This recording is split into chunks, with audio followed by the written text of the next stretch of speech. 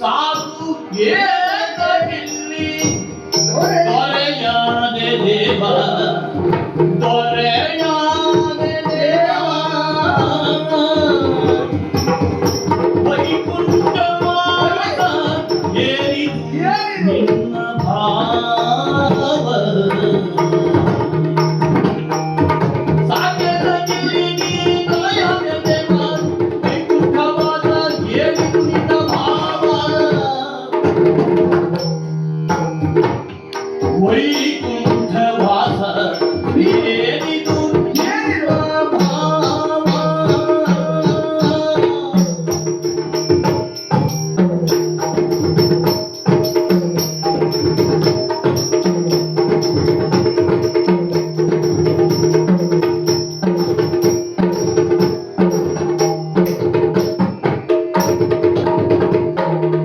ಏರಯ್ಯ ಏರಯ್ಯ ರಾಮ ಏರಯ್ಯ ಏರಯ್ಯ ರಾಮ ಏರಯ್ಯ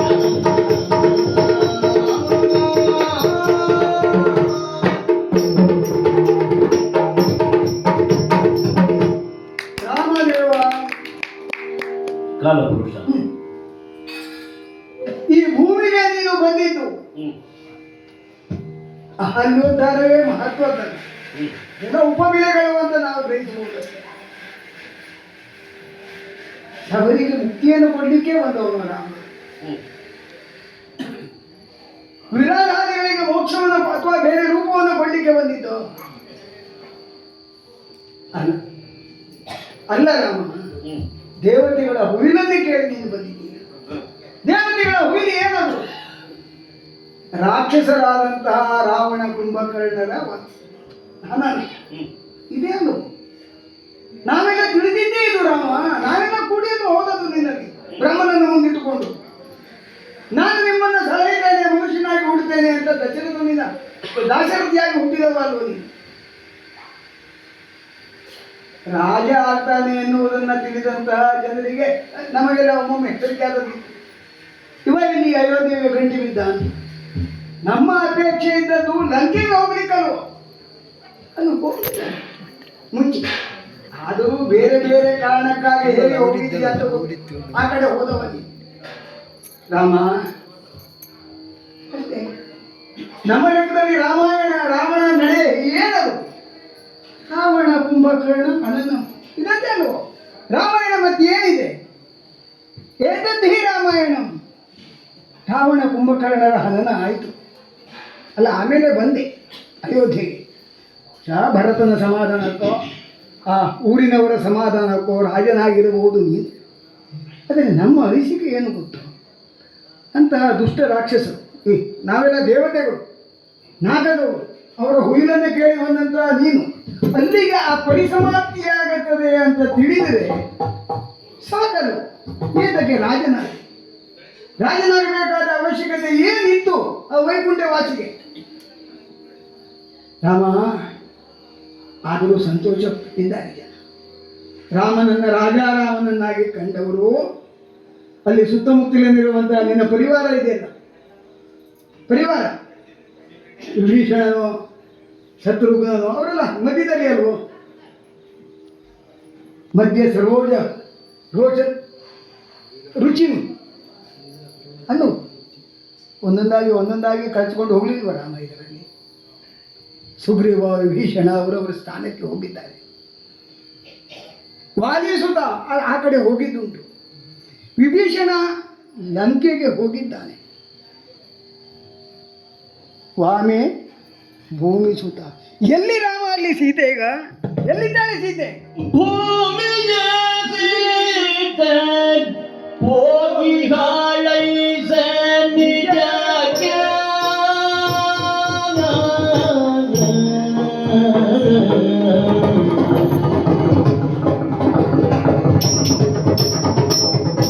ಭೂಮಿಯ ಸೀತೆ ಹೋಗಿಹಾಳೈಯ ನಿಜಕ್ಕೆ ಕಾಮಿತದವಳ ನೀತಿಯ ತೋತ ಜಗಕ್ಕೆ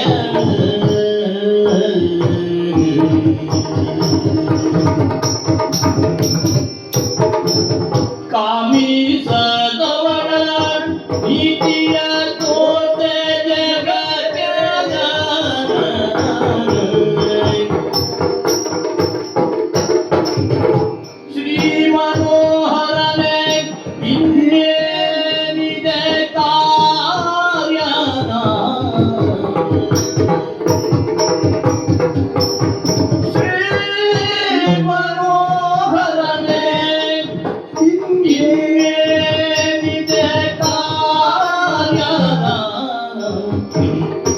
ಸ್ವಾಮಿ ನಿನ್ನಯ ಲೀಲೆ ಸುರಗಿ ಕಾಂತಯ್ಯ ಸ್ವಾಮಿ ನಿನ್ನಯ ಲೀಲೆ ಸುರಗಿ ಕಾಂತಯ್ಯ ಸುರಗಿ ಕಾಂತಯ್ಯ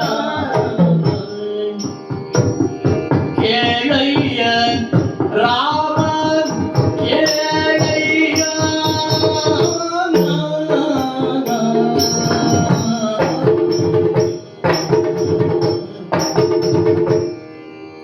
ರಾಮ, ಜಾನಕಿ ಸೀತೆಯನ್ನ ನೀನು ಪಡೆದಿದ್ದೀಯ. ನಾವೆಲ್ಲ ತಿಳಿದುಕೊಂಡಿದ್ದು ಹೇಗೆ ಗೊತ್ತುಂಟು? ದಶರಥನ ಮಗನಾದಂತಹ ದಾಶರಥಿ ಮಹಾಲಕ್ಷ್ಮಿಯನ್ನ ಸೀತೆಯ ರೂಪದಲ್ಲಿ ಕರೆಸಿಕೊಂಡಿದ್ದು ಅಂತ. ಅವಳು ಭೂಮಿಗೆ ಸೀತೆಯರು. ಯಜ್ಞ ಮಾಡುವಂತಹ ಸಂದರ್ಭದಲ್ಲಿ ಭೂಮಿಯಿಂದ ಹುಟ್ಟಿದವಳಲ್ಲ ಅವಳು. ಹುಟ್ಟಿದವಳು ಅಂದ್ರೆ ಭೇದಿಸಿ ಹುಟ್ಟಿದವಳು ಅಂತ. ಆ ಭೂಮಿಯನ್ನ ಭೇದಿಸಿ ಹುಟ್ಟಿದಂತಹ ಸೀತೆ ಈಗಿಲ್ಲ ಇಲ್ಲಿ. ನೀನೇ ಕರೆಸ್ಕೊಂಡಿದ್ದವಳನ್ನ. ರಾಮ, ಸೀತೆಯನ್ನು ನಿನ್ನ ಕಾಮಕ್ಕಾಗಿ ಪಡೆದುಕೊಂಡವ ಅಂತ ನೀ. ಸೀತೆಯ ಪರಿತ್ಯಾಗದ ಸಂದರ್ಭದಲ್ಲಿ ಅಶ್ವಮೇಧ ಯಾಗ ಮಾಡುವಂತಹ ಸನ್ನಿವೇಶದಲ್ಲಿಯೂ ಕೇವಲ ತಾಂತ್ರಿಕವಾದ ಕಾರಣಕ್ಕಾಗಿ ಮಾತ್ರ ಆ ಮೂರ್ತಿಯನ್ನ ಸ್ವರ್ಣ ಪ್ರತಿಮೆಯನ್ನ ಮಾಡಿದವ ನೀನು. ಅಂದರೆ ಹೆಂಡತಿಯನ್ನ ಕಾಮಕ್ಕಾಗಿ ಬಯಸಿ ಪಡೆದವ ಅಲ್ಲ ನೀನು. ಪ್ರಪಂಚದಲ್ಲಿ ಒಬ್ಬ ಸೀತಾಪತಿ ಗಂಡ ಹೇಗಿರಬೇಕು ಎನ್ನುವುದನ್ನು ಪ್ರಪಂಚಕ್ಕೆ ಗುರುತಿಸಿದವ, ತಿಳಿಸಿದವ ನೀನು. ದೇವತೆಗಳಿಗೆ ಅರ್ಥ ಆಗುವುದಿಲ್ಲ ರಾಮ. ನಿನ್ನ ಉದ್ದೇಶ ಏನಿದೆಯೋ, ಇನ್ನು ಎಷ್ಟು ಕಾಲ ಇಲ್ಲಿ ಇರ್ತೀಯೋ ನೀನು. ನಮಗೆ ಹೆದರಿಕೆ ರಾಮ ಇದು.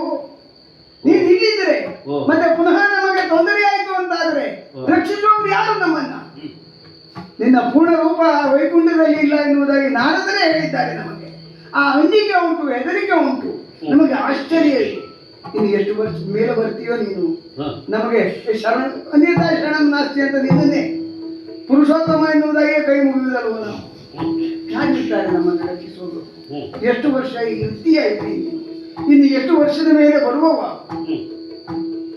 ಒಂದು ರೀತಿಯ ಆಶ್ಚರ್ಯವೂ ಹೌದು, ಭಯವೂ ಹೌದು. ನಮಗೆ ಸಮಾಧಾನ ಕೊಡ್ತೀಯ? ಕಾಲಪುರುಷ ಎಲೆ ಕಾಲ ಪುರುಷ ಕೇಳು, ಎಲೆ ಕಾಲ ಪುರುಷ ಕೇಳಿ ವಸುಂಧರೆಯು ನರ ನಿಲಯವಿದನಾಶ್ರಯಿಸಿ ದುರುಳನು ತಲೆ ಬರಿದೆ ನೆಲೆಗೊಂಡ ಪರಿಸರವ ಸಂಸ್ಕಾರವೆನ್ನನೇ ಸೆರೆ ಬಿಡಿದುದೇನೆಂಬೆನು.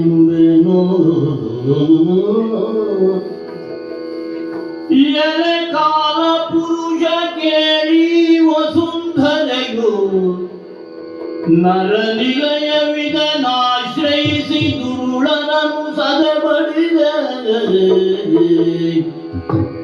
ನೆಲೆಗೊಂಡ ಪರಿಸರದ ಸಂಸ್ಕಾರವೆನ್ನನೇ ಸೆರೆಬಿಡಿದು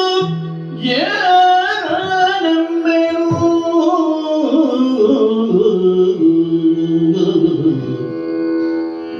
ತಳುವದೈ ತಂದು ನೀ ಸೂಚಿಸಿದೆ ಮೂಲವನು, ತಳುವದೈ ತಂದು ನೀ ಸೂಚಿಸಿದೆ ಮೂಲವನು.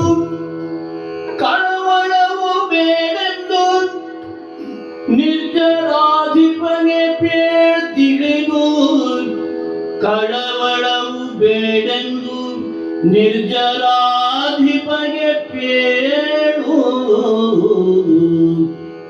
ತಿಳಿದು ಲೋಕಾಂತರವಗೈವೆ.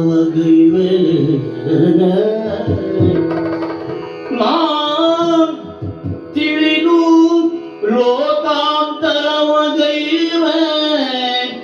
ಈ ವಿಷಯಕ್ಕಿನ್ನನುಮಾನ ಬೇಡ. ತಿಳಿದು ಲೋಕಾಂತರವಗೈವೆ. ಈ ವಿಷಯಕ್ಕಿನ್ನನುಮಾನ ಬೇಡ. ಈ ವಿಷಯಕ್ಕಿನ್ ಅನುಮಾನ ಬೇಡ. ಅನುಮಾನ ಬೇಡ.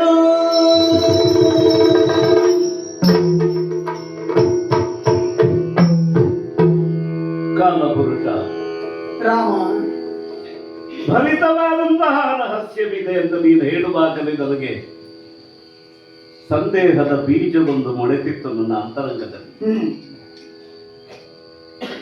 ರಹಸ್ಯ ತಾನಾಗಿ ಭರಿತವಾಗಿದೆಯೋ ಅಥವಾ ಯಾರಾದರೂ ಈ ರಹಸ್ಯವನ್ನು ತುಂಬಿದ್ದಾರೋ ಅಂತ ಮಾತನ್ನ ನೀನು ಬೇರೆ ಕಡೆಗೆ ಒಯ್ಯುವಾಗ ನನ್ನೊಳಗೆ ರಹಸ್ಯ ತುಂಬಿ ಕಳಿಸಿದ್ದಾರೆ ಅಂತ ನೀನು ಹೇಳಿ. ಯಥಾರ್ಥವಾದ ಮಾತ. ಲೋಕದಲ್ಲಿ ಕಾಲವನ್ನ ಮೀರಿದ ಮತ್ತೊಂದು ರಹಸ್ಯ ಇಲ್ಲ. ಲೋಕದ ಎಲ್ಲ ಜೀವಿಗಳಿಗೂ ಕಾಲ ಅರ್ಥ ಆಗುವುದಿಲ್ಲ. ಕಾಲನಿಗೆ ಅವನಿಗೂ ಕಾಲ ಅರ್ಥ ಆಗುವುದಿಲ್ಲ. ಸೂರ್ಯನಿಗೆ ತನ್ನ ಬೆಳಕು ಕಾಣಿಸಬಹುದು ಅಂತ ಪ್ರಶ್ನೆ ಇದ್ದ ಹಾಗೆ ಲೋಕಕ್ಕೆ ಸೂರ್ಯನ ಪ್ರಕಾಶ ಕಾಣಿಸ್ತದೆ. ಸೂರ್ಯನಿಗೆ ಸೂರ್ಯಾಸ್ತ ಆದಾಗ ಅದು ಸೂರ್ಯಾಸ್ತ ಆದ್ರೂ ಸೂರ್ಯ ಇರ್ತಾನೆ. ಅಲ್ಲ, ಇರ್ತಾನೆ, ಅವನಿಗೆ ಕಾಣಿಸ್ತದೆ ಅದು ಇರುವುದಲ್ಲ. ಸೂರ್ಯಾಸ್ತ ಆಗಲಿ ಸೂರ್ಯೋದಯ ಆಗಲಿ ಸೂರ್ಯನಿಗೆ ಸೂರ್ಯ ಪ್ರಕಾಶ ಕಾಣಿಸ್ತದೆಯೋ? ಆ ಪ್ರಶ್ನೆಗೆ ಒಂದು ಪ್ರಶ್ನೆಗೆ ಉತ್ತರ, ಪ್ರಕಾಶ ಕಾಣಿಸಬೇಕು ಅಂತ ಕೇಳಿ. ನಮಗೆ ಸೂರ್ಯ ಪ್ರಕಾಶ ಯಾಕೆ ಬೇಕು? ಕಾಣಲಿಕ್ಕೆ. ಮತ್ತೊಂದು ವಸ್ತುವನ್ನು ಕಾಣಲಿಕ್ಕೆ. ಸೂರ್ಯನಿಗೆ ಕಾಣುವ ಹಂಬಲವೂ ಇಲ್ಲ, ಕಾಣುವ ಕರ್ತವ್ಯವೂ ಇಲ್ಲ. ಆದ್ದರಿಂದ ಅವನ ಪ್ರಕಾಶ ಅವನಿಗೆ ಅರ್ಥ ಆಗಬೇಕು ಅಂತಿಲ್ಲ. ಯಾವಾಗಲೂ ಹಾಗೆ. ರಹಸ್ಯಕ್ಕೆ ರಹಸ್ಯ ಅಂತಿಲ್ಲ, ಉಳಿದವರಿಗೆ ಅದು ರಹಸ್ಯ. ಕಾಲ ರಹಸ್ಯವೇ ಹಾಗೆ. ಭರಿತವಾದಂತಹ ರಹಸ್ಯವನ್ನು ಇಟ್ಕೊಂಡು ನೀನು ಬಂದೆ. ಮಂತ್ರಾಲೋಚನೆಯ ಒಳಮಂದಿರಕ್ಕೆ ಬಂದು ವಿಷ್ಣುವೇ ರಾಮ, ರಾಮನೇ ವಿಷ್ಣು ಅಂತ ನೀನು ಹೇಳ್ತೀನಿ. ನಿನ್ನ ಮಾತುಗಳನ್ನ ಕೇಳಿಸಿಕೊಳ್ಳುವಾಗ ನಾನು ಒಳಗೆ ನೋಡಿಕೊಂಡಿದ್ದೇನೆ. ಕನ್ನಡಿಯಲ್ಲಿ ಮುಖ ನೋಡಿದ ಹಾಗೆ ನನ್ನ ಮನಸ್ಸನ್ನು ನಾನು ಓದಿದ್ರೆ ಅಲ್ಲ ಅಂತಲ್ಲ, ಹೌದದು. ಗಮನಿಸಬೇಕಾದ ಧ್ಯಾನಿಸಬೇಕಾದ ವಿಷಯವನ್ನೇ ನೀನು ಹೇಳಿದ್ದೆ. ವಿಷ್ಣು ಬೇರೆ ಅಲ್ಲ, ರಾಮ ಬೇರೆ ಅಲ್ಲ. ಆದರೆ ಭೂಮಿಯಲ್ಲಿ ಇರುವಾಗ ರಾಮ ಬೇರೆ, ವಿಷ್ಣುವೇ ರಾಮನಲ್ಲ. ವಿಷ್ಣು ರಾಮನಾಗಬೇಕಾಗಿಲ್ಲ, ರಾಮ ವಿಷ್ಣು ಆಗಬೇಕಾಗಿಲ್ಲ. ಆದ್ದರಿಂದಲೇ ಆತ್ಮ ಮಾನುಷಮ್ಮನ್ನೇ ಮನುಷ್ಯ ಅಂತ ನಾನು ಹೇಳ್ಕೊಂಡಿದ್ದಲ್ಲ, ಮಾನುಷ ಅಂತ ಹೇಳ್ಕೊಂಡಿದ್ದೆ. ಮನುಷ್ಯರ ಸಮುದಾಯ ಮಾನುಷ, ಮನುಷ್ಯರ ಸಮುದಾಯ ಮಾನುಷ. ನಾನು ಒಬ್ಬ ವ್ಯಕ್ತಿ, ಒಬ್ಬ ಮನುಷ್ಯ ಅಂತ ಭಾವಿಸಬಾರದು. ಲೋಕದಲ್ಲಿ ಯಾರು ಯಾರು ಮನುಷ್ಯರಾಗಿ ಹುಟ್ಟುತ್ತಾರೋ ಅವರೆಲ್ಲ ರಾಮನೇ. ಆತ್ಮಾನು ಮಾನುಷಮ್ಮನ್ನೇ. ಒಳಗೆ ರಾಮನಿರ್ತಾನೆ, ಹೊರಗೆ ಮನುಷ್ಯನಾಗ್ತಾನೆ. ಅಂದ್ರೆ ಹೊರಗೆ ಮನುಷ್ಯನಾದರೆ ಒಳಗೆ ರಾಮ ಇರ್ತಾನೆ. ಈ ಸಮೀಕರಣಕ್ಕಾಗಿಯೇ ಆ ಮಾತನ್ನ ನಾನು ಆಡಿದ್ದು. ಆದ್ದರಿಂದಲೇ ಮಾನವ ಧರ್ಮವನ್ನ, ಮಾನವ ಭಾವವನ್ನ ನನ್ನೊಳಗೆ ನಾನು ತುಂಬಿಸಿಕೊಂಡೆ. ನಾಗವಾಸಿಗಳ ಹುಯ್ಯಲ ಕೇಳಿ ಬಂದೆ. ಬಹಳ ಕಾಲದ ಹಿಂದೆ ನಾ ಬಂದೆ, ಈಗ ನಾನು ಬಂದೆ, ಇದ್ದು ನೀ ಬಂದೆ. ಉದಾಹರಣೆಯಾಗಿ ತೆಗೆದುಕೊಂಡಿದ್ದು ಅದೇ. ನಿನ್ನೆ ಬಂದೆ, ಇಂದು ನೀ ನಿನ್ನೆ ಅಲ್ವಾ?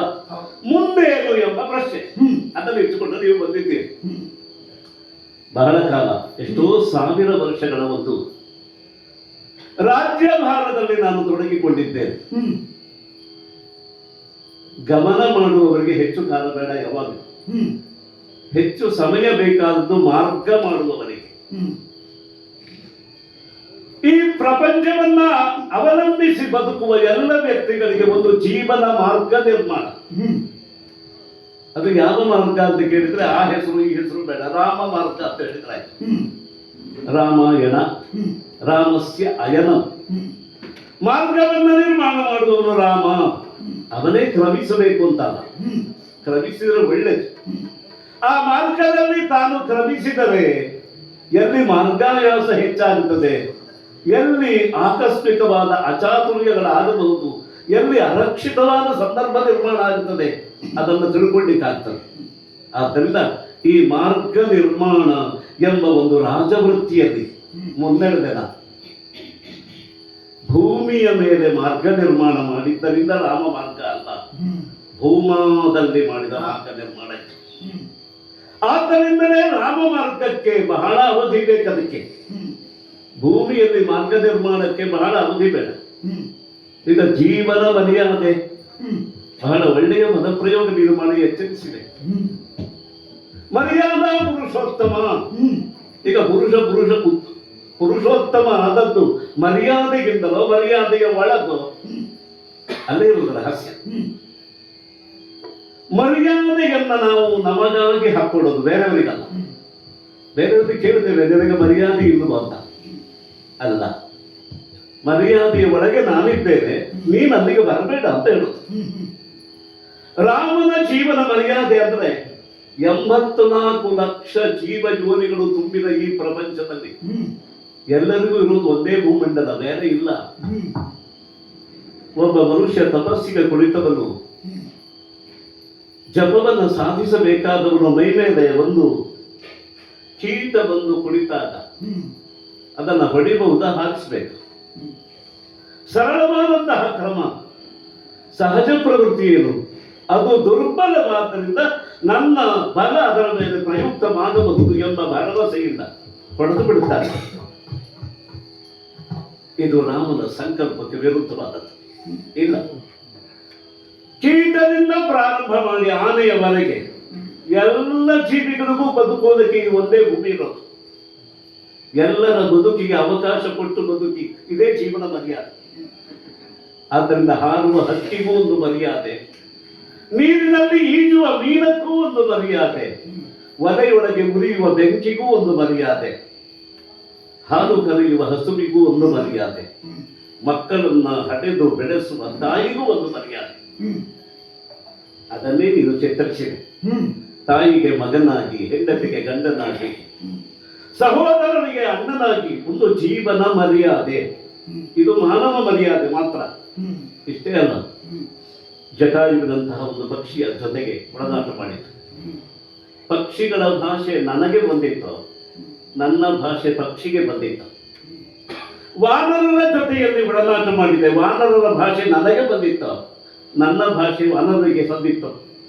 ಪ್ರೀತಿ ಎಂಬ ಅದ್ಭುತವಾದ ವಸ್ತು ಒಳಗಿದ್ರೆ ಯಾರ ಭಾಷೆ ಆದ್ರೂ ಆಗ್ತದೆ, ಒಂದೇ. ಮರ್ಕಟ ಭಾಷೆ ಅಂತ ಬೇರೆ ಇಲ್ಲ, ಮನುಷ್ಯ ಭಾಷೆ ಅಂತ ಬೇರೆ ಇಲ್ಲ. ಪ್ರೀತಿ ಎಂಬುದು ಜೀವಿಯ ಜೀವಮಾನದ ಭಾಷೆ.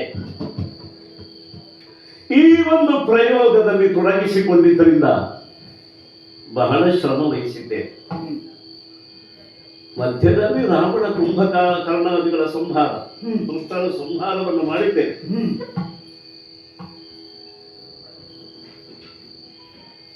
ಅದಕ್ಕಾಗಿ ರಾಮ ಬಂದ ಅಂತ ದೇವತೆಗಳು ಚಿಂತನೆ ಮಾಡಿ ತಪ್ಪು ಅಂತ ಹೇಳುವುದಿಲ್ಲ. ನಾನಾ ಪ್ರಯೋಜನಗಳಿದ್ದಾಗ ಅವರವರು ತಮಗೆ ಯಾವುದು ಸಂಭಾವಿತವಾಗಿದೆಯೋ ಆ ಪ್ರಯೋಜನವನ್ನು ಅದಕ್ಕೆ ಕಲ್ಪಿಸಬಹುದು. ಆದರೆ ಇಳಿದು ಬರುವ ನಮಗೆ ಈಗ ರಾವಣ ಕುಂಭಕರ್ಣಾದಿಗಳ ಸಂಹಾರವೇ ರಾಮನ ಅವತರಣದ ಉದ್ದೇಶ ಅಂತ ಆಗಿದ್ದಿದ್ರೆ ಸೀತೆಯನ್ನ ಬಿಡಿಸಿಕೊಂಡು ಬಂದು ಅಯೋಧ್ಯೆಗೆ ಬರಬೇಕು ಅಂತಿಲ್ಲ, ವೈಕುಂಠಕ್ಕೆ ಹೋಗ್ಬೋದು. ವೈಕುಂಠಕ್ಕೆ ಹೋಗ್ಬೋದು. ಸಾಕೇತಕ್ಕೆ ಯಾಕೆ ರಾಜ ಅಂತ ಆದ್ರೆ ಸಾಕೇತ ಬಂದು ಬಂದೆ ಯಾಕೆ ರಾಜನಾದೆ ಅಂತ ಕೇಳಿದದು. ಅಲ್ಲಿಂದ ವೈಕುಂಠಕ್ಕೆ ಹೋಗಬಹುದಿತ್ತಲ್ಲ. ಇಷ್ಟಕ್ಕೆ ಮುಗಿತದ್ಯ? ಇದೇ ಒಂದು ಧೋರಣೆಯಿಂದ ಪ್ರಶ್ನೆ ಮಾಡಿದ್ರೆ ವೈಕುಂಠದಿಂದ ವಿಷ್ಣು ಯಾಕಪ್ಪ ಇಳಿದು ಬರಬೇಕು? ಅದೇ ಆಶ್ಚರ್ಯ. ಇಡೀ ಬ್ರಹ್ಮಾಂಡವನ್ನೇ ಸೃಷ್ಟಿ ಮಾಡಿ ಪಂಚಭೂತಗಳನ್ನ ಅಂದ್ರೆ ಪ್ರಾಕೃತ ಲೋಕವನ್ನ, ಅಪ್ರಾಕೃತ ಲೋಕವನ್ನ ಎಲ್ಲವನ್ನೂ ನಿಯಂತ್ರಿಸುವ ವಿಷ್ಣು ಕುಳಿತಲ್ಲೇ ಮಾಡಬಹುದಲ್ಲ, ಯಾಕೆ ಇಳಿದು ಬಂದ? ಅದೇ ದೇವರಹಸ್ಯ ಇರುವುದಲ್ಲಿ. ಇಷ್ಟು ಹೊತ್ತು ಮಾತಾಡಿದ ಪೀಠಿಗೆ ಮಾತ್ರ ಕಾಲ ಕೊಟ್ಟ. ನಿಜವಾದ ದೇವರಹಸ್ಯ ಎಲ್ಲಿದೆ ಅಂತ ಕೇಳಿದ್ರೆ ಎಲ್ಲಿದೆ? ಮಾನವನಾಗಿ ಭೂಮಿಯಲ್ಲಿ ಬಂದು ಸಂಚರಿಸುವಂತೆ ಇರುತ್ತದೆ. ಅದೇ ದೇವರಹಸ್ಯ. ಅದಕ್ಕಾಗಿ ಒಂದು ಅವಧಿಯನ್ನ ಅಂದೇ ನಾನು ನಿರೂಪಿಸಿದ್ದೇನೆ. 11,000 ವರ್ಷಗಳವರೆಗೆ ಭೂಮಿಯಲ್ಲಿ ಇದ್ದು ಹಾ ರಾಜನಾಗಿ ಶಾಸನ ಮಾಡಿ ಬೇರೆ ಬೇರೆ ಯಜ್ಞ ಯಾಗಾದಿಗಳನ್ನೆಲ್ಲ ಸಂಘಟಿಸಿ ನಿರ್ವಹಿಸಿ ಹಾ ರಾಜಧರ್ಮವನ್ನು ಪುರುಷ ಧರ್ಮವನ್ನು ವರ್ಣಾಶ್ರಮ ಧರ್ಮಗಳನ್ನು ವ್ಯವಸ್ಥೆಗೊಳಿಸಿ ಪರಸ್ಪರ ಉಪಮರ್ದವಿಲ್ಲದೆ ಒಂದು ಜೀವ ಇನ್ನೊಂದು ಜೀವವನ್ನ ಹೊಸಕ್ಕೆ ಹಾಕದೆ ಬೆಸೆದು ಬದುಕುವ ಒಂದು ಜೀವನದ ಮರ್ಮ ಅದನ್ನ ಕಲಿಸಬೇಕು ಅಂತ ಬಂದವಲ್ಲ. ಆದ್ದರಿಂದ ಕಲಿಸುವುದಕ್ಕೆ ಬಂದ ಲಲಿತ ರಾಮನಲ್ಲಿ ಕಾಲನ ಪ್ರಶ್ನೆ ಇತ್ತು. ಯಾಕೆ ಇದು ಬರ್ತೇನೆ ಕಾಲಪುರುಷ ಭೂಮಿಗೆ ಬರುವಾಗ ನನಗೆ ಇದೆಲ್ಲ ನನ್ನ ಮನಸ್ಸಲ್ಲಿ ಇತ್ತು. ಹಾ ಹಾ ನಾನು ನಿಜವಾಗಿ ಮಾನವನೇ ಆಗದೇ ಇದ್ದರೆ ದೇವಚರಿತ ಅಂತ ಮನುಷ್ಯರೆಲ್ಲ ಭಾವಿಸ್ತೀವಿ. ಅದು ದೇವಚರಿತ ನಮಗಲ್ಲ, ದೇವರಿಗೆ ಮಾತ್ರ ಸರಿ ಅಂತ. ನಾನು ಮನುಷ್ಯನೇ ಆಗಿ ನಡೆದದ್ದರಿಂದ ಹೆಂಡತಿ ಕಳೆದು ಹೋದಾಗ ಗಳಗಳನೆ ಹತ್ತಿದ್ದೇನೆ. ಕಾಲಪುರುಷ ಅಳು ನನಗೆ ಅಳು ಬೇಕು ಅಂತ ಅಳು ಬೇಕು ಅಂತ ಅಲ್ಲ, ಅಳದೆ ಇರ್ಲಿಕ್ಕೆ ಸಾಧ್ಯ ಇಲ್ಲ. ಮನುಷ್ಯನಾದ ಮೇಲೆ ಅಳಬೇಕು, ಆದ್ರೆ ಅಳುವುದಕ್ಕೆ ಬದುಕುವುದಲ್ಲ, ನಗುವುದಕ್ಕೆ ಬದುಕುವುದು. ಬದುಕಿನಲ್ಲಿ ನಗು ಬೇಕು. ಅಳುತ್ತಾ ಹುಟ್ಟಿದ ಮಗುವೊಂದು ನಗುತ್ತಾ ಬಾಳಾಟವನ್ನ ಮಾಡುವುದಕ್ಕೆ ಹೇಗೆ ಕಲಿತುಕೊಳ್ಳಬೇಕು. ಇದು ರಾಮ ಮಾಡಿದ ಪಾಠ. ಜೊತೆಗೆ ಇಷ್ಟಕ್ಕೆ ಮುಗಿಲಿಲ್ಲ ಕಾಲಪುರುಷ. ನಾನು ನನ್ನೊಳಗೆ ಅಳುತ್ತೇನೆ, ಜಗ ನಗಬೇಕು. ಅರಮನೆಯ ಒಳಮನೆಯಲ್ಲಿ ರಾಮ ಗಳಗಳನ್ನು ಅಳುತ್ತಾ ಇದ್ರೆ ಅಯೋಧ್ಯೆಯ ಎಲ್ಲ ಅರಮನೆಗಳಲ್ಲಿ ಪರಿಜನರು ನಗತಾ ಉತ್ಸವವನ್ನು ಆಚರಣೆ ಮಾಡ್ತಾರೆ. ಆದ್ದರಿಂದ ರಾಮನ ಅಂತರಂಗದ ಅಳು ಬೇರೆ ಅಲ್ಲ, ಅಯೋಧ್ಯೆಯ ಬಹಿರಂಗದ ನಗು ಬೇರೆ ಅಲ್ಲ. ಒಂದು ಸುಲಭವಾಗಿ ಹೇಳಿದ್ರೆ ಲೀಲಾ ನಾಟಕ ಆಯ್ತು. ಒಂದು ಮಹಾ ರಸಮಯವಾದ ರೂಪಕವನ್ನ ನಿರ್ದೇಶನ ಮಾಡಿ ರಂಗಭೂಮಿಯ ಮೇಲೆ ಪ್ರಯೋಗ ಮಾಡಬೇಕು ಅಂತ ಮನಸ್ಸಾಗಿ ಒಂದು ಸಂಘಟನೆಯನ್ನು ಮಾಡಿದ ಸಂದರ್ಭದಲ್ಲಿ ನಿರ್ದೇಶಕನಿಗೆ ಪಾತ್ರ ವಹಿಸುವ ಮನಸ್ಸಾದ್ರೆ ತಪ್ಪೇನಿಲ್ಲ, ಅದು ಮೂಢನವೇ, ಸರಿಯ. ಸೂತ್ರಧಾರನು ಪಾತ್ರಧಾರಿ ಆಗಲಿಕ್ಕೆ ಅವಕಾಶ ಉಂಟು. ಹೌದು, ಆದ್ರೆ ಪಾತ್ರಧಾರಿಗಳೆಲ್ಲ ಸೂತ್ರಧಾರ ಅಲ್ಲ ಹೌದು. ಪಾತ್ರಧಾರಿಗಳೆಲ್ಲ ಸೂತ್ರಧಾರಲ್ಲ, ಸೂತ್ರಧಾರ ಪಾತ್ರಧಾರಿ ಆಗಬಹುದು. ಅದಕ್ಕಾಗಿ ಸೂತ್ರಧಾರ ಅವನೇ ಅದು. ಮತ್ತೆ ಈಗ ನೇಪಥ್ಯದಲ್ಲಿ ನಿರ್ದೇಶಕರ ಮಾತು ಕೇಳ್ತಾರ ಇಲ್ಲ, ಕೇಳಿದ ಮೇಲೆ ರಂಗದಲ್ಲಿಗೂ ಕೇಳ್ಬೇಕಾಗ್ತದೆ. ಅವ ರಂಗಕ್ಕೆ ಬಂದಾಗ ಪಾತ್ರಧಾರಿಯೇ ಪಾತ್ರಧಾರಿಯಾಗಿ ಪಾತ್ರದ ಮೂಲಕ ನಿರ್ದೇಶನ ಕೊಡುವುದಲ್ಲ. ಆದ್ರೆ ಅವರವರು ಮಾಡಬೇಕಾದ ಕರ್ತವ್ಯ ಅವರಿಗೆ ತಿಳಿಯಬೇಕು. ಇದು ರಾಮನ ತಿಳಿಯಾದ ರಾಜಧರ್ಮ. ಅವರವರು ಮಾಡುವ ಕರ್ತವ್ಯ ಅವರಿಗೆ ತಿಳಿಬೇಕು, ನಾವು ಉಪದೇಶ ಮಾಡುವುದಲ್ಲ. ಹೇಳಿ ತಿಳಿಯುವುದು ಬೇರೆ, ನಡೆದು ತಿಳಿಸೋದು. ನಡೆದು ತಿಳಿಸೋದು. ಅಂತಹ ಒಂದು ಲೀಲಾಮಯವಾದ ರೂಪಕದ ನಿರ್ವಹಣೆಗೆ ತೊಡಗಿದ ಮೇಲೆ ಈ ರಸಮಯವಾದ ಒಂದು ಬದುಕು ಕಾರ್ಯ ಎಷ್ಟು ಆಕರ್ಷಕ ಅಂದ್ರೆ ನೆಲೆಗೊಂಡ ಪರಿಸರದ ಸಂಸ್ಕಾರ ಎನ್ನನೇ ಸೆರೆ ಬಿಡುತ್ತದೆ. ಅಡಿಗೆಯ ರುಚಿಯನ್ನ ಹೊಟ್ಟೆ ತುಂಬುವವರೆಗೆ ನೋಡಬಹುದು. ಹೊಟ್ಟೆ ತುಂಬಿದ ಮೇಲೆ ರುಚಿಕರವಾದ ಅಡುಗೆಯೇ ಅರುಚಿ ಅಂತ ಆಗ್ತದೆ, ಪ್ರಗತಾಗ್ತದೆ ಅಲ್ವಾ? ಆದರೆ ಈ ರಸಮಯವಾದ ರೂಪಕ ಅಲ್ಲ. ಒಂದೊಂದೇ ರಸವನ್ನ ಅನುಭವಿಸ್ತಾ ರಸೋನ್ಮೇಷವನ್ನ ಆದ ಸಂದರ್ಭದಲ್ಲಿ ಆಸ್ವಾದ ಮಾಡ್ತಾ ಸಹೃದಯರೆಲ್ಲ ಮೈಮರಿತಾರೆ. ರಾಮರಾಜ್ಯದ ಪ್ರಜೆಗಳೆಲ್ಲ ಸಹೃದಯವಂತೆ ಮೈಮರಿತಾ ಇದ್ದಾರೆ. ರಾಮ ರಸಾಯನದಲ್ಲಿ ಮೈಮರೆತಿದ್ದಾರೆ. ಇವರೆಲ್ಲ ರಾಮ ರಸಾಯನದಲ್ಲಿ ಮೈಮರೆತಿದ್ದಾರೆ. ನಮಗೆ ಅದೊಂದು ಬಡಿಸುವ ಒಂದು ತವಕ. ಉಣ್ಣುವವರು ಸುರಿದು ಊಟ ಮಾಡಿದರೆ ಬಸಿದು ಬಡಿಸುವವರಿಗೆ ಒಂದು ಆಸಕ್ತಿ ಬರ್ತದ ಇಲ್ಲ. ಹಾಗೆ ಬಣ್ಣ ಹಚ್ಚಿ ಪಾತ್ರ ವಹಿಸಿ ರಂಗಭೂಮಿಯ ಮೇಲೆ ನಲಿದು ನರ್ತಿಸುವಾಗ ಸಾಕು ಅಂತ ಕಾಣುವುದೇ ಇಲ್ಲ. ಇಂತಹ ಸಂದರ್ಭದಲ್ಲಿ ತಡುವ ದೈ ತಂದು ನೀ ಸೂಚಿಸಿದ ಮೂಲವ ರಾಮ. ನೀನು ಹೇಳಿದ ಹಾಗೆ ನೀನು ಇಲ್ಲಿ ಬಂದು ನಡೆಸಿದಂತಹ ಕ್ರಿಯೆಗಳನ್ನೆಲ್ಲ ನಮ್ಮ ಮನಸ್ಸಿನ ಅರ್ಥವ್ಯಾಪ್ತಿಯಲ್ಲಿ ನಾವು ತಿಳ್ಕೊಂಡಿದ್ದೇವೆ ಅಷ್ಟೇ. ರಾವಣಾಧ್ಯರನ್ನ ಕೊಂದಲಿಗೆ ಮುಗಿಯಿತು ಅಂತ ನಮ್ಮ ಅನಿಸಿಕೆ.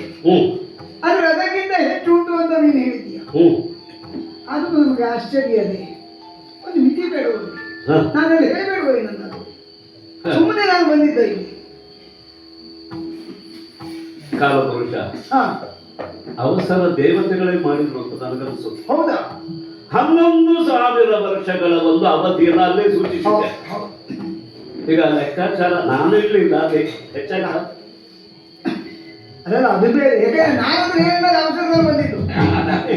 ಇದೇ ಹೇಳಿದ್ದು, ದೇವತೆಗಳು ಅವಸರ ಮಾಡಿದ್ರು ಇಲ್ಲಿ ಅಂತ. ಅದಕ್ಕೆ ಹೇಳಿದ್ದು. ಯಾಕೆ ಅಂದ್ರೆ ನಮ್ಮ ಲೆಕ್ಕದಲ್ಲಿ 11,000 ಮುಗಿಬೇಕು.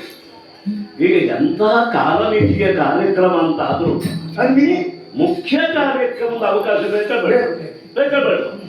ಅದಕ್ಕೂ ಅವಕಾಶ. ಹಾಗಿದ್ರೆ ಕಾಲಮಿತಿಗೆ ಒಂದು ಕಾರ್ಯಕ್ರಮ ಅಂತ ಆಗ್ತದೆ. ಇದಾಗಲ್ಲ, ಕಾರ್ಯಕ್ರಮ ಇರುವುದರಿಂದ ಕಾಲಮಿತಿಗಾಗಿ ಕಾರ್ಯಕ್ರಮ ಅಲ್ಲ. ಆದ್ದರಿಂದ ಸ್ವಲ್ಪ ದೇವತೆಗಳು ಅವಸರ ಮಾಡಿದ್ರು. ಅದಕ್ಕೆ ಹೇಳಿದ್ರು, ತಳುವ ದೈ ತಂದು ನೀ ಸೂಚಿಸಿದೆ. ನಿನಗೆ ವೇಷಾಂತರ ಮಾಡ್ಬೇಕು ಅಂತ ಯಾಕೆ ಕಂಡಿತು ಹೇಳು? ನಿನ್ನ ತಿಳಿಸ್ಲಿಕ್ಕೆ. ನನಗೆ ತಿಳಿಸೋದು ಒಂದೇ ಅಲ್ಲ, ತಿಳಿಸಿದ್ದು ಹೆಚ್ಚು ಕಡಿಮೆ ಆದ್ರೆ ತಿಳಿಸುವ ವಿಧಾನ ಸರಿಯಾಗಿ ಆಗದೆ ಇದ್ರೆ ಒಳಗಿರುವ ಅಳುಕೆ ನಿನ್ನ ವೇಷಾಂತರಕ್ಕೆ ಕಾರಣ ಅಲ್ವಾ? ನಾನು ಅದನ್ನು ತೋರಿಸಿದ್ದೇನೆ, ನೀನು ಬಂದು ಮೂಲವನ್ನು ಸೂಚಿಸಿದ್ದು ಒಳ್ಳೆದಾಯ್ತು. ಈಗ ತಿಳಿದು ಲೋಕಾಂತರಂಗ ಇದೆ. ತಿಳಿದೊಂದು ಅರ್ಥ ಮಾಡಿಕೊಂಡು ಅಂತಲ್ಲ, ತಿಳಿ ಮಾಡಿ ಅಂಟು ನಂಟು ಗಂಟುಗಳಾಗಿ ನಾನು ಸಂಸಾರ ಬೆಳೆದಿರುವಾಗ ಒಮ್ಮೆಲೆ ಎರಡು ಹರಿದು ಹೋಗ್ತದೆ. ಗಂಟು ಬಿಡಿಸೋದು ಸಂಸಾರದ ತಂತು ಹರಿಬಾರ್ದು, ಅದು ಹರಿಯದೆ ಅದನ್ನು ಬಿಚ್ಚಬೇಕಾಗ್ತದೆ. ಆದ್ದರಿಂದ ತಿಳಿದು ತಿಳಿ ಮಾಡಿ ಲೋಕಾಂತರಂಗ ಇವೆ, ಕಳವಳವು ಬೇಡೆಂದು ನಿರ್ಜರಾಧಿಪಗೆ ಬೇಡ. ಅಲ್ಲ, ಮತ್ತೆ ಮಾತಾಡ್ಲಿಕ್ಕೆ ಉಂಟು. ಏನಾಗ್ತದೆ ನೋಡು. ಅದನ್ನು ಮಾತಾಡುವ. ಇಷ್ಟು ಅಪರೂಪಕ್ಕೆ ಸಿಕ್ಕಾಗ ಮತ್ತೆ ಕಾಲವೇ ಕಾಲಾವಕಾಶ ಕೊಡುವ ಹಾಗೆ ಕಡಿಮೆ ಆಡುವ.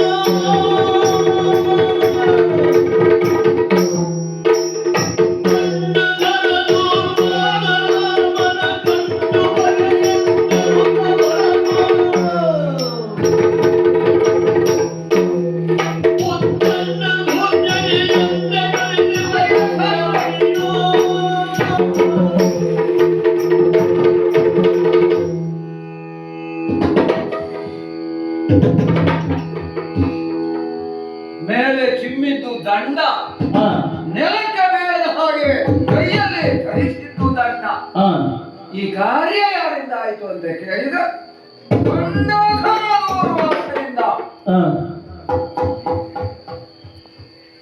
ಮುದಿಯನೊಬ್ಬನ ಕೈಯಲ್ಲಿ ದಂಡ ಇರುವುದಿಲ್ಲ. ದಂಡ ಹೆರಗವ, ಹೆಳವನೊಬ್ಬನ ಕೈಯಲ್ಲಿ ದಂಡ ಇರುವುದಿಲ್ವ? ದಂಡ ಧರದ ಕುರುಡನೊಬ್ಬ ಬೇಕೆಂದು ಕೈಯಲ್ಲೊಂದು ಕೋಲನ್ನು ಹಿಡಿಯುವುದಿಲ್ಲ. ದಂಡ ಸುಳ್ಳ, ದಂಡ ಧರ ಅಲ್ಲ. ಶಿಕ್ಷಕನೊಬ್ಬನ ಕೈಯಲ್ಲಿ ದಂಡ ಇರುವುದಿಲ್ವ? ಮಕ್ಕಳ ದಂಡ ಶಿಕ್ಷಕನನ್ನ ದಂಡ ಧರ ಎಂದು ಕರೆಯುವುದಿಲ್ಲ. ಯಾವ್ಯಾವುದೋ ಕಾರಣಕ್ಕೆ ಯಾರ್ಯಾರೋ ದಂಡ ಹಿಡಿಯುವ ಅವರು ದಂಡ ಧರರಾಗುವುದಿಲ್ಲ. ದೂರ್ವಾಸರು ಹಿಡಿದರೆ ಅದು ಧಾರಣೆ. ದಂಡ ಹಾಗಾದ್ರೆ ಈ ದೂರ್ವಾಸನ ದಂಡದ ವಿಶೇಷತೆ ಏನು? ಒಂದು ದಂಡ ವಿಧಿಸುವುದು, ಇನ್ನೊಂದು ದಂಡ ಭರಿಸುವುದು. ಇದು ಹೇಗೆ ಅಂತ ಯಾರಾದ್ರೂ ಕೇಳ್ಬೋದು? ಇಲ್ಲ, ಕೇಳುವುದಿಲ್ಲ. ಕೇಳಿದ್ರೆ ನಾನು ಹೇಳ್ತೇನೆ ಅಂತ ಹೇಳುವುದಕ್ಕೆ ಬರುವುದಿಲ್ಲ. ನನ್ನಲ್ಲಿ ಹೀಗೆ ದಂಡ ವಿಧಿಸುತ್ತೇವೆ. ದುರ್ವಾಸನ ಅಧಿಕಾರ. ಷಡ್ವೈರಿಗಳಲ್ಲಿ ನನಗೆ ಹೆಚ್ಚು ಪ್ರಿಯವಾದದ್ದು ಯಾವುದು ಅಂತ ಕೇಳಿದ್ರೆ ಕ್ರೋಧವೇ. ಯಾಕೆ ಅಂತ ಕೇಳಿದ್ರೆ ಉತ್ತರ ನನ್ನಲ್ಲಿ ಇಲ್ಲ. ಹೆಚ್ಚು ಅಭ್ಯಾಸವಾಗಿ ಕಂಡದ್ದು ಕ್ರೋಧ. ಅದಕ್ಕಾಗಿ ಸ್ವಲ್ಪ ವ್ಯತ್ಯಯ ಆದ್ರೆ ಸಾಕು ಕೋಪಗೊಳ್ತೇನೆ. ಕೋಪಗೊಂಡೇ ಅಂತ ದಂಡವನ್ನು ಮೇಲೆತ್ತುತ್ತೇನೆ. ತಿದ್ದಿಕೊಂಡ್ರೆ ಸರಿ. ಅದಲ್ಲದೆ ದಂಡವನ್ನು ಧರಿಸ್ತೇನೆ, ಆಮೇಲೆ ದಂಡ ವಿಧಿಸ್ತೇನೆ. ಯಾರಿಗೆ ನಾನು ದಂಡ ವಿಧಿಸ್ತೇನೋ ಅವರು ಆ ದಂಡವನ್ನು ಭರಿಸಬೇಕು ಅಂದ್ರೆ ಅನುಭವಿಸಬೇಕು ಅಂತ. ಹಾ ಕೋಪದಿಂದ ನಾನು ಶಾಪ ಕೊಟ್ಟೆ ಅಂತಾದ್ರೆ, ದಂಡ ವಿಧಿಸಿದೆ ಅಂತಾದ್ರೆ, ನಾನು ಕೊಟ್ಟ ಶಾಪ ಯಾರಿಗೋ ಅವರು ಅದನ್ನು ಭರಿಸಬೇಕು. ಒಂದೊಮ್ಮೆ ಹಾಗಾಗಲಿಲ್ಲ ಅಂತ ಇಟ್ಟುಕೊಳ್ಳ, ಹಾ ದೂರ್ವಾಸನೆ ಅದನ್ನು ಭರಿಸ್ತಾರೆ. ನಾನು ಕೊಟ್ಟ ಶಾಪದಿಂದ ಆಗಬಹುದಾದ ವ್ಯತಿರಿಕ್ತ ಪರಿಣಾಮ ಏನು ನಾನೇ ಕಳಿಸ್ತೀನಿ ಅನ್ನೋದು ಆದರ್ಶ ಅಂತ ಉಂಟು. ಹಾ ಆ ತ್ರಿಮುನಿಯ ಮಗನ ಅನಸೂಯ ಕಂದನೇನು ಪ್ರಪಂಚಮುಖಕ್ಕೆ ಆದರ್ಶವಾಗಿ ಕಾಣಿಸಿಕೊಂಡವರ ಮಗನಾಗಿ ಕೋಪ ಇದು ಆದರ್ಶ ಅನುಸರಿಸಬೇಕಾಗಬೇಕು. ವಿಧಿಸುವುದು ಭರಿಸುವುದು ಅದಾಗದೇ ಇದ್ರೆ ನಾನೇ ಭರಿಸುವುದು. ನಡೆದದ್ದೆಲ್ಲ ಉಂಟು ಅಂತ ಸನ್ನಿವೇಶ. ದೇವಲೋಕಕ್ಕೆ ಹೋದನು. ದೇವಲೋಕದಲ್ಲಿ ವಿದ್ಯಾಧರಗಳು ಧರಿಸಿದಂತಹ ಕಲ್ಪವೃಕ್ಷದ ಮಾಲೆಯಿಂದ ಪ್ರಭಾವಿತನಾದ ನಾನು. ಅದರ ಸುವಾಸನೆ ನನ್ನನ್ನು ಆಕರ್ಷಿಸಿ ಕಾಡಿ ಬೇರೆ ಅವಳಿಂದ ನನ್ನ ಮಾಡಿದೆ, ತಲೆ ಸುತ್ತಿಕೊಂಡಿದೆ. ಆ ಪರಿಮಳ ಮೂಗಿನ ಹತ್ತಿರ ಆಗತಕ್ಕ ಏನೋ ಹುಚ್ಚನಂತಾರೆ ನನಗೆ. ದೇವಲೋಕದ ಬೀದಿ ಬೀದಿಯವಲ್ಲ ಆ ಮಾಲೆಯನ್ನು ಧರಿಸಿಕೊಂಡ ನಾನು ಹುಚ್ಚಿನ ಹಾಗೆ ತಿರುಗುತ್ತಿರುವಾಗ ಬಂತು. ಬರೀ ಬಂದದ್ದಷ್ಟೇ ಅಲ್ಲ, ಬಂದರು.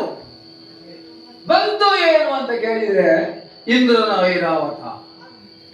ಬಂದ್ರು ಯಾರು ಅಂತ ಕೇಳಿದ್ರೆ ಅದರ ಮೇಲೆ ಅಂಬಾರಿಯಲ್ಲಿ ಮೂರು ಲೋಕದ ಒಡೆಯನಾದಂತಹ ದೇವೇಂದ್ರ ಜೊತೆಗೆ ಅವನ ಒಡೆಯಾದಂತಹ ಶಚಿ ಹೀಗೆ ನಿಂತು ನೋಡಿದೆ. ಆವಾಗ ನನಗೆ ಅನಿಸಿದ್ದು ಈ ನನ್ನ ತಲೆಗೆ ಸುತ್ತಿದ್ದು ಭೋಗದ ವಿಷಯ ಅಲ್ವಾ.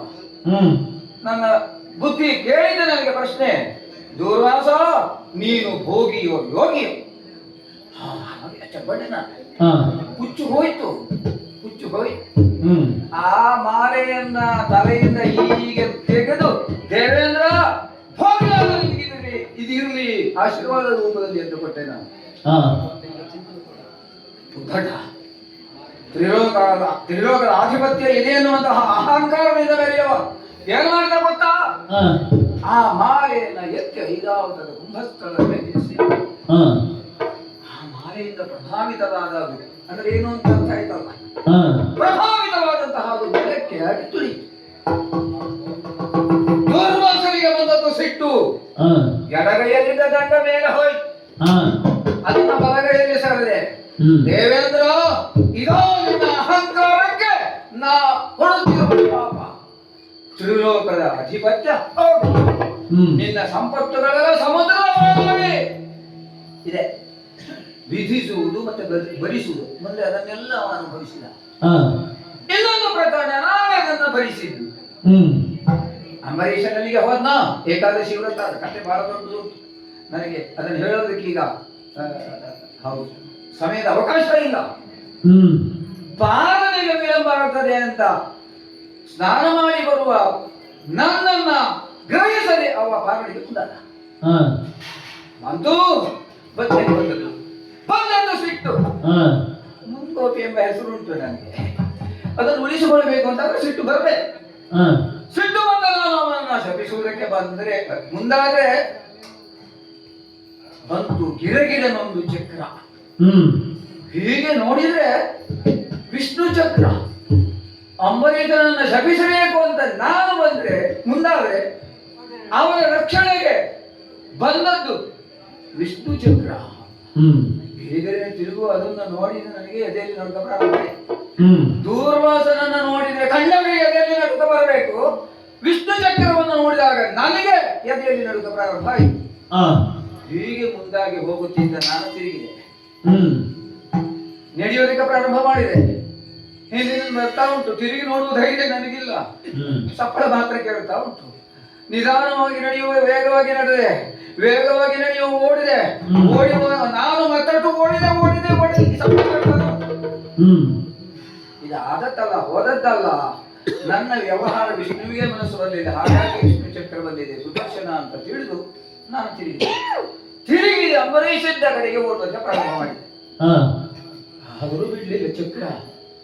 ಓಡಿದೆ ಓಡಿದೆ ಓಡಿದೆ ಅಂಬರೀಷನನ್ನ ಮರೆಹೊಕ್ಕು ನೋಡ್ತೇನೆ ವಿಷ್ಣು ಚಕ್ರ. ಅರ್ಥ ಆಯ್ತು ನನಗೆ ನಾನು ಮಾಡಿದ್ದು ತಪ್ಪೇನು ಎಂದು. ದಂಡ ವಿಧಿಸುವುದಕ್ಕೆ ಸಾಧ್ಯ ಇದೆ ಎಂದು ಮುಂದಾದ್ನಲ್ಲ ನಾನು. ಆದರೂ ಆಮೇಲೆ ಯಾರೋ ಹೇಳಿದ್ರು, ಚಕ್ರಕ್ಕೆ ಹೆದರಿ ನೀನು ಓಡಿದವನೇ, ಆದರೂ ಒಂದರ್ಥದಲ್ಲಿ ನೀನೇ ಗೆದ್ದೆ. ಹೇಗೆ ಅಂತ ಕೇಳಿದೆ. ಆ ಚಕ್ರ ಹಾಗೂ ನನ್ನ ಓಡಾಟದಲ್ಲಿ ಮುಂದಿದ್ದವ ನಾನು, ಹೌದಲ್ವಾ? ಚಕ್ರ ಹಿಂದಿನಿಂದ ಓಡಿ ಬಂದದ್ದು. ಹಾಗೆ ಈ ಸ್ಪರ್ಧೆಯಲ್ಲಿ ಗೆದ್ದವ ಯಾರು ಅಂತ ಕೇಳಿದ್ರೆ ನಾನೇ ಅಂತ ಹೇಳಿದ್ರು. ಅದು ತಮಾಷೆಗಾಗಿ ಹೇಳಿದ್ರು.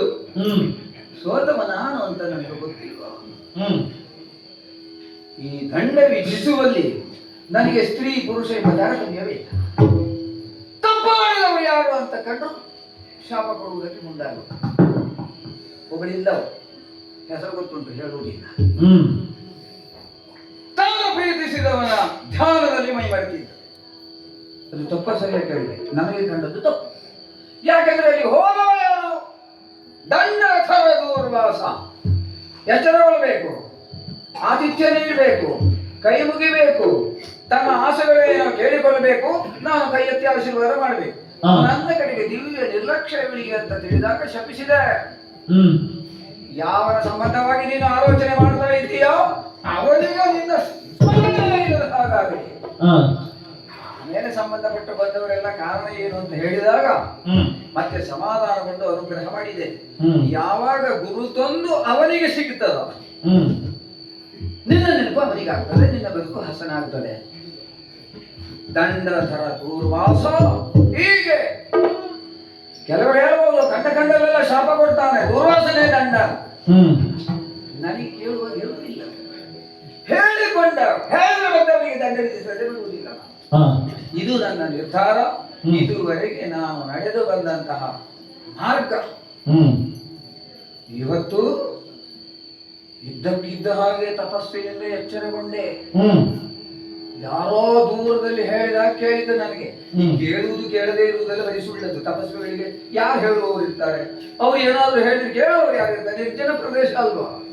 ಎಷ್ಟೋ ಕಾಲದಿಂದ ನಮ್ಮಂಥವರೆಲ್ಲ ಅವರಲ್ಲಿ ಅವರೇ ಮಾತಾಡೋದು. ಆ ಮಾತಾಡುವವರಿಗೆ ಯಾರು ಬೇಕು ಅಂತ ಇರುವುದಿಲ್ಲ. ಜನ ಎಷ್ಟು ಅಂತ ಲೆಕ್ಕ ಮಾಡಿ ಮಾತಾಡುವುದಿಲ್ಲ. ಮಾತಾಡುವವರು ಅವರೇ, ಕಿವಿಗಳಿದ್ದರಿಂದ ಅವರ ಆಡಿದ ಮಾತನ್ನು ಕೇಳುವವರು ಅವರೇ. ನಾ ಇಷ್ಟೊತ್ತು ಮಾಡಿದ್ದು ಅದೇ. ಎಚ್ಚರಗೊಂಡನಲ್ಲ.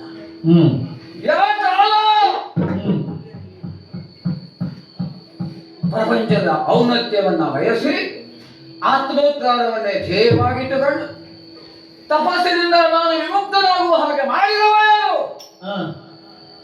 ಕಾಲ ನೀನು. ತಪಸ್ಸಿಗೆ ಪ್ರೇರೇಪಣೆಯೊಂದಿದೆ, ಎಚ್ಚರಗೊಳ್ಳುವ ಹಾಗೆ ನನ್ನನ್ನು ಎಚ್ಚರಿಸಿದವರು ನೀನು. ಸುಮ್ಮನೆ ಉಳಿಯುತ್ತಿಲ್ಲ, ಸುಮ್ಮನೆ ಉಳಿಯುತ್ತಿಲ್ಲ. ಒಂದೊಂದು ಸಂದರ್ಭದಲ್ಲಿ ನಮ್ಮಂಥವರನ್ನ ಕಂಡರೆ ನಿನಗೆ ಏನಾಗ್ತದೆ ಅರ್ಥ ಆಗುವುದಿಲ್ಲ. ಅಯೋಧ್ಯೆಯಿಂದ ಎಷ್ಟೋ ದೂರದಲ್ಲಿ ನಾನು ತಪಸ್ಸನ್ನು ಆಚರಿಸಿದ್ದೇನೆ. ಅಯೋಧ್ಯೆಗೆ ಹೋಗಬೇಕು ಎಂಬ ಮನಸ್ಸನ್ನು ಉಂಟು ಮಾಡಿದೆಯಲ್ಲ. ಅಯೋಧ್ಯೆಗೆ ಹೋಗಬೇಕು ಎಂಬ ಆಸೆಗೆ ಪ್ರೇರಣೆ ಯಾರು ಅಂತ ಕೇಳಿದ್ರೆ ಕಾಲ ನೀನೆ. ಅಯೋಧ್ಯೆಗೆ ಹೋಗುತ್ತಿದೆ.